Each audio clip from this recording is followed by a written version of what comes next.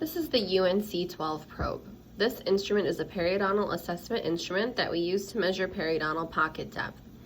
This is the handle of the probe, this is the terminal shank, and this is the working end, which is where we find the lines that indicate pocket depth in millimeter. If the first black line is covered, it is a 2 millimeter pocket. If the second black line is covered, it is a 3 millimeter pocket. If the third line is covered, it is a 4 millimeter pocket.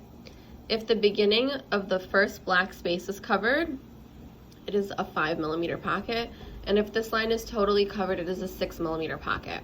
This probe measures up to 12 millimeters. The indications of the probe are to assess periodontal pockets to determine the health of periodontal tissue. We use the probe to measure clinical attachment loss, recession, the width of the attached gingiva, lesions, furcations with a neighbor's probe, recording signs of inflammation, and tooth mobility. It is contraindicated with sites of infection and newly erupted teeth. The tooth is split into 6 parts: the distal buccal, the buccal, and the mesial buccal. The distal lingual, the lingual, and the mesial lingual, meaning we take a total of 6 readings per tooth, 3 on the buccal and 3 on the lingual. We use a modified pen grasp when working with the probe and use light pressure when probing. Additionally, we use a walking stroke. On a live patient, the tissue blanches when we reach the junctional epithelium, letting us know that we reach the bottom of the sulcus.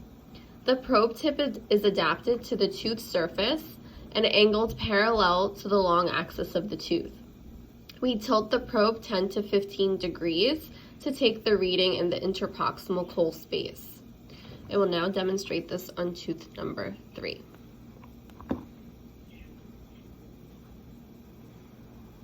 So we begin at the distal line angle. We walk the probe interproximally. We tilt to take the reading. Remove the probe. This is the only time we're removing the probe, is to return the probe tip back to the distal line angle. We walk the probe mesially. We take the second reading, and then we continue interproximally, and we tilt the probe to take the final reading. I'll also show this on tooth number 9. So we begin at the line angle.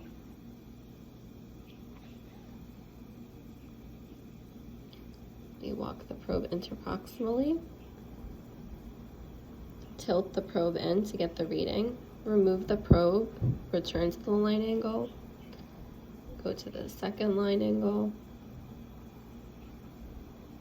take the second reading, continue to walk it interproximally, take the third reading, and tilt it into the coal. I will also show this on tooth number 20.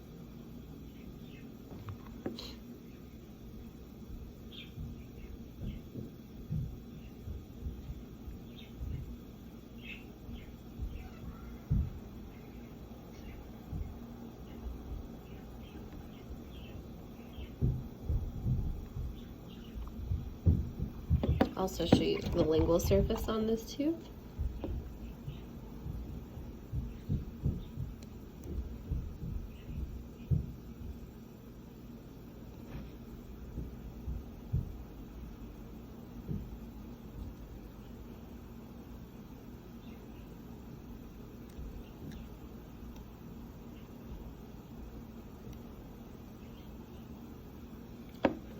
And finally, on tooth number 30. So again, beginning at the distal line angle, we're walking the probe interproximally, tilting it towards the coal to take the reading, moving the probe, walking it back mesially, taking the second reading, continuing interproximally, taking the final reading.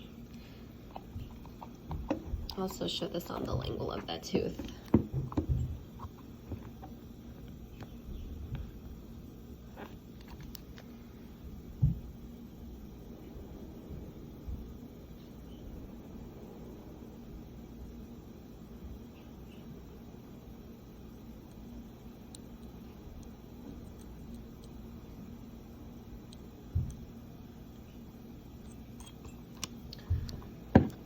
So first we begin probing on the buccal surfaces of tooth number 1 to 16.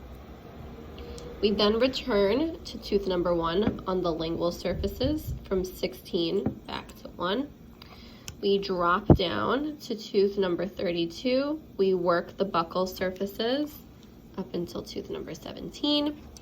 And then we return on the lingual surfaces to tooth number 32. And that's our UNC-12 probe. Thank you.